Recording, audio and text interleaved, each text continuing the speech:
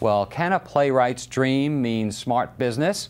In Camden, call it a new act as the city celebrates its first live theater in at least a century. It's being touted as an example of how arts can revitalize a neighborhood. As South Jersey correspondent Joe Bisicchia reports, this is a story about honoring the past by allowing a dream to rise up from the ashes.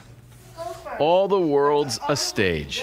This one isn't Broadway or some glitzy, expensive big city playhouse. And then the lights come back up and I just go, where was I? Camden. Come on in, we're going to take you into Waterfront South Theatre, the home of South Camden Theatre Company. Playwright Joseph Paprzycki, author of 46 plays, is right at home. There was always a magic under the rubble here. And the rubble we had to pull the rubble away so the magic could then again rise. The new 96-seat theater, which opened in September, is the city's first in at least 100 years. It stands at the very site that from the 1930s to 1967 was Walt's Cafe, a bar owned by Paprzycki's grandparents. It was just boarded up with rain pouring into it. And Joe Paprzycki says what?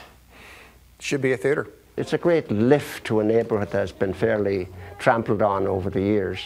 With the encouragement of longtime Camden community activist Father Michael Doyle, and with funding and support from the nonprofit Heart of Camden, as well as Pepe Paperno of the Domenica Foundation, this new theater has risen from the rubble and is now a living, breathing representation of the town it calls home. It lifts the spirit. That's what art does. To sit 8 rows in New York, you're going to say, wow, I had 8 row seats. Here you're in our last row. It's an amazing feeling of intimacy. Actors and those in the seats are close. Kind of like, well, Walt's Cafe. Does he feel his grandfather here? Everywhere. And now they are coming from everywhere. The first 2 plays of the season brought in over 1,200 people. Kaz Boyd, the arts manager for the South Jersey Cultural Alliance, says this is revitalization. That's what starts it. The creativity brings the people turns on the economic engine. South Camden Theatre Company's production of The Old Settler, a play written by John Henry Redwood. It's one thing to see it in a box within this box known as TV, but it's another to see it live, up close and in front of you.